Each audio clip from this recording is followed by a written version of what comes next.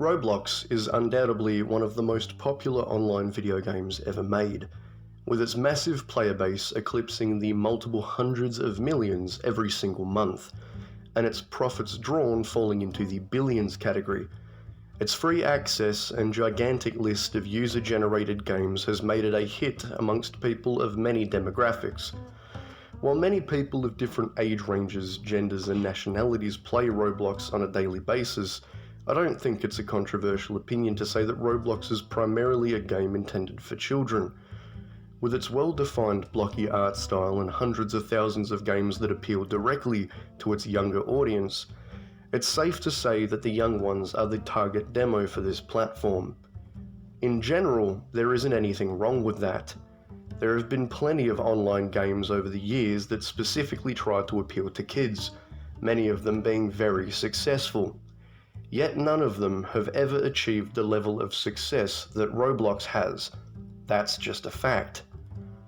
Now, in any normal circumstance, I wouldn't be talking about Roblox. I've played it on and off over the years, most people I know have, and there's a good chance that that's the case with you and your friends and family. I'm not even all that interested in any specific game on the platform. The reason that I'm talking about Roblox today is due to the Roblox Corporation's almost farcical lack of interest when it comes to defending and protecting the largest facet of its user base, protecting the children. Despite appealing primarily to kids, the Roblox Corporation has been criticized and lambasted very publicly for its lax approach to moderation, the continued prevalence of mature content and child exploitation that has been very publicly exposed on numerous occasions but still persists, and of course what has recently transpired over the course of the last few days involving the developers of one of Roblox's biggest games.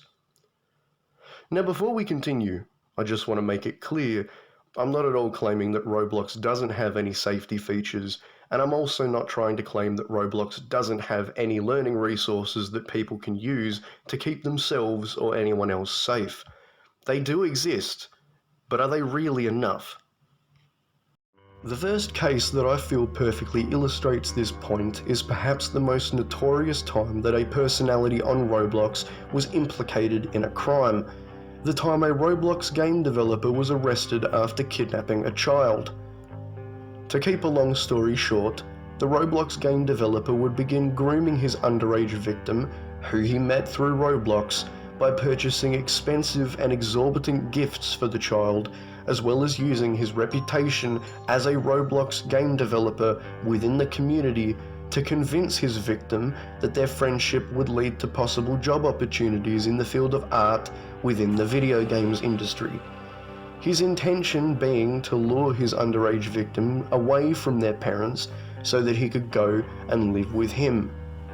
He would sow the seeds of this objective by trying to turn the girl against her parents, and when successful at this goal, he would then pay an Uber driver to transport the girl across state lines to his house, where he would then go on to abuse her on many occasions.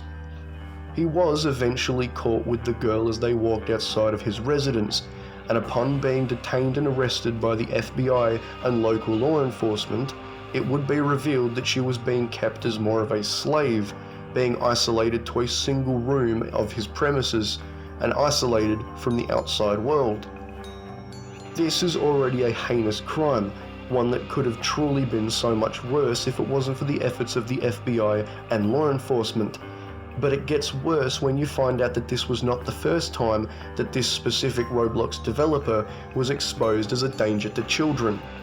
As before this whole situation played out, he would be implicated in an expose that claimed his Discord server, which was directly tied to his Roblox game, Sonic Simulator, was rife with toxic and adult content, and that a specific child would become the main victim of the Roblox developer after joining the Discord server. Sonic Simulator itself was a game based off of the insanely popular Sonic the Hedgehog franchise by Sega, a franchise very popular with a young audience. It really makes you question if he developed a game based off of an incredibly popular child-based franchise on a platform dedicated almost entirely to children, because he knew that the people who would be playing and wanting to develop his game for him would be children. It really does make you think. Now, I don't bring up this situation because I think that Roblox should have seen this situation coming, or because I think that Roblox is wholly responsible. We can't expect a company, even one as big as Roblox, to be accountable for the entirety of their player base, and this situation was obviously a tragedy that no one could have seen coming, even if there were some signs early on. But, as many have said over the years since this situation took place, Roblox's lack of action in this situation, as well as many others that we will go on to talk about, is worrying. I haven't been able to find a statement about this situation from the Roblox Corporation, which is quite strange. I'm not saying one doesn't exist, but I couldn't find it. I also find it strange that Sonic Simulator was not removed after it was shown publicly that the creator of the game was a creep. The game was only removed when Sega, the owners of Sonic the Hedgehog's copyright, placed a copyright claim on the game. Roblox did, at the very least, ban one of the Predator's main accounts off the platform after the initial expose, but they didn't seem to be publicly involved in the hunt for the Roblox developer Predator when the FBI and local law enforcement were at the time. This is far from the only time that a Predator has been able to exist on Roblox, and in many cases, the Predators can exist in plain sight for prolonged periods without Roblox seemingly doing anything. The only reason that the previously mentioned Roblox Predator had his primary account banned was because popular members of the Roblox community kicked up enough of a storm to get their attention. However, now, let's talk about exploitation that's taking place directly on Roblox, where children are being taken advantage of and exploited in a way that Roblox can be directly held accountable for. Forms of exploitation that are, even in some cases, encouraged by the way that Roblox is designed as a platform.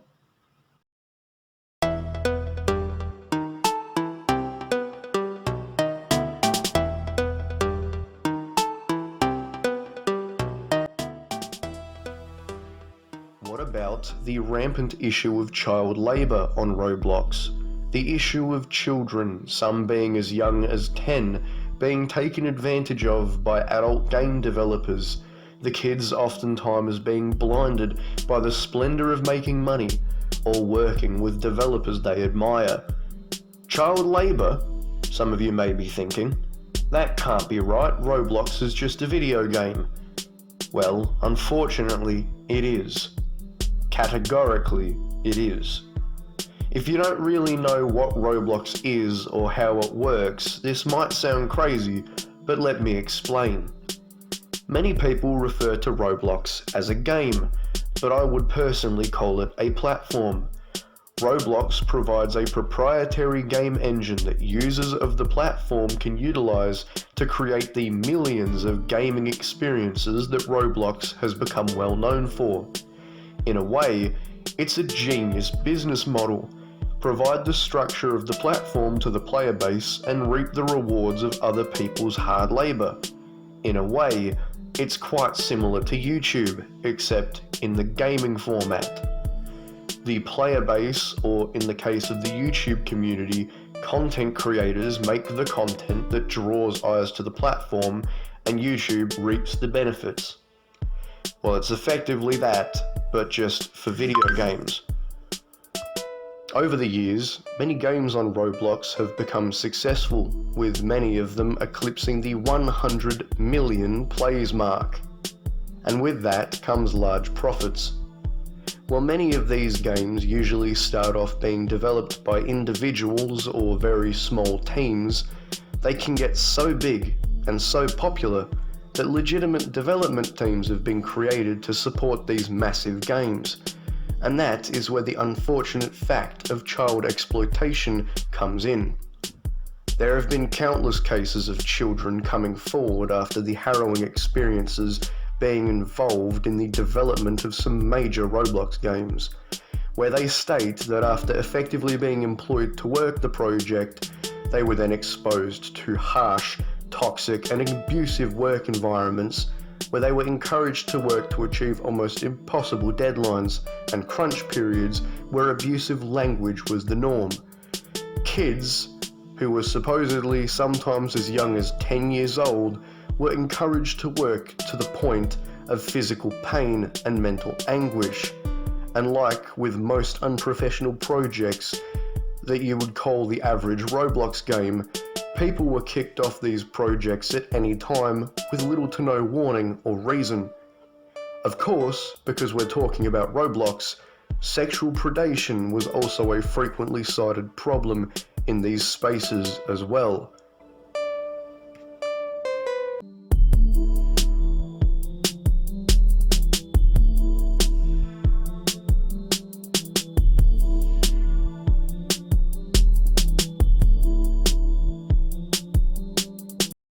If the idea of children being preyed upon by Roblox users and developers, while the moderation team sits idly by until the bottom line is put at risk to then actually do their jobs, while other kids are treated horribly by adult game developers who are raking in the lion's share of the profit so they can then groom other children wasn't bad enough, or the fact that an entire genre of games exists on the platform that allows sad adults and unknowing children to simulate sex acts in the game didn't get your jammies in a twist, what about the fact that Roblox has some of the worst monetization practices I have ever seen? Monetization is already a controversial practice in the gaming landscape, and while many things have been done to alleviate the most predatory aspects of it for most mainstream games, Roblox, in my opinion, continues to be an outlier in this sense, because despite being available on home consoles and PC, Roblox microtransaction schemes feel far more similar to mobile game microtransactions. Now, this may seem like a conspiracy theory, and that's because primarily it is, and I just want to make this next point crystal clear. I'm not at all claiming that my next statement is fact, and I don't have any insider knowledge or any fact to prove my theory true, but at one point in time, Roblox used to call the games on their platform games. Now they call them experiences. I'm not implying that the reason they changed the title of what is very obviously games in order to get some heat off of their platform when the industry was in the shit over the whole microtransactions argument, to the point where governments worldwide were getting involved and even banning certain games, but to me, it feels awfully like the time someone referred to loot boxes as surprise mechanics or some shit, simply trying to change the title of the specific mechanic, or the game, or what it is, in order to try and avoid legal legislation. Because let's be completely real here, Roblox is doing some pretty scummy shit when it comes to microtransactions. While playing some Roblox games in order to make this video, I was shocked at how frequently I was being pestered to spend real money on useless shit. One specific thing that one of the games I was briefly playing was begging me to buy constantly was the ability to piss the other people in the lobby off. Now, when someone says something like, spend real money so that you can annoy everyone else, it sounds like you're being prompted to buy a pay-to-win weapon or something. But no, the game had a feature where you could pay to troll people. I don't know what it did, but whatever it does, it's definitely not worth real money. But definitely don't think that Roblox games don't feature pay-to-win weapons.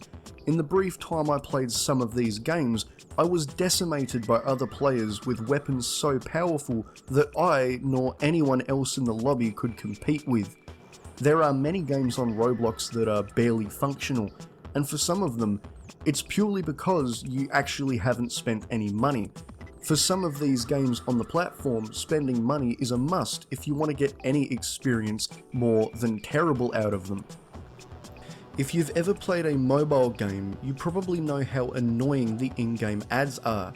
Mobile game developers have cottoned on to how lucrative effectively releasing adware games that throw videos and pop-ups at the player every 15 fucking seconds can be, with many offering the option to pay a fee to remove the ads. Roblox doesn't function the exact same way, but in a similar form. The amount of Roblox games that bombard the player with flashing heads-up displays that beg the player to spend money is very high, and they are very easy to accidentally click on.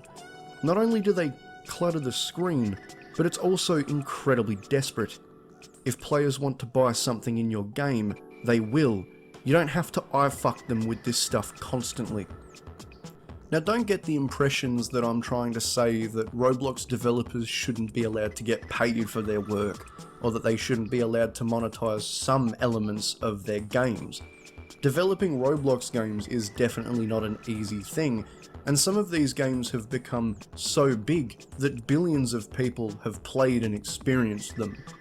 I'm not saying that these people don't deserve to get paid for their work. Some of them are full teams with experienced developers. Some of these games are even actually run by mainstream development studios like Sega.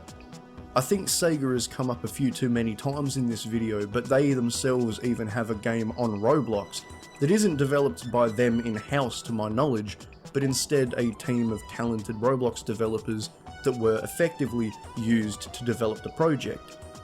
But what I'm saying is, when monetization is such a brutal aspect of the game, to the point where it actively makes the experience 10 times worse, so much to the point where even if you do pay, these prompts never go away. Games are designed not to allow you to experience them for free. It's technically a free game, but developers are able to effectively nickel and dime you in any way they see fit, and it makes the experience 10 times worse. It's even worse when these predatory microtransactions are aimed at an audience predominantly of kids. It's not good. Well, there you have it. That's the video. My video talking about why I think Roblox isn't very good at protecting its young audience, its target demographic, if you will. Yeah, no, this video took a while to finish and to get out. You may notice that at the start of the video I referenced the Phantom Forces situation. Ironically, the folder I've been using to keep all of the files used to make this video in was actually titled Roblox Phantom Forces, because I originally wanted to make this video based around that whole situation, and if you're a fan of Roblox you'll know. Just the average YouTuber Discord situation, if you will, involving minors. I also got a new microphone during the production of this video, and it sounds far better than anything I've used before to record audio, which is good. So yeah, I just felt like making a video talking about what I believe are the shortcomings with Roblox, because there seem to be many, and I don't personally play Roblox, nor do I know all that much about the kind of people that run the platform, but what I do know, and what many other people's first impressions of Roblox is that it is a place where predatory content creators and predatory users run wild, and children are taken advantage of, and I feel it's not a situation that should be allowed to continue. I feel like Roblox needs to be called out for these things, and they have quite frequently. I was just compiling numerous situations and numerous aspects of Roblox as a platform and putting them in a video, but all of these situations are not only well known, but seemingly nothing has been done to remedy the problems. So, yeah, I appreciate you watching, and I hope you liked the video. I hope you enjoy it, and yeah, take it easy.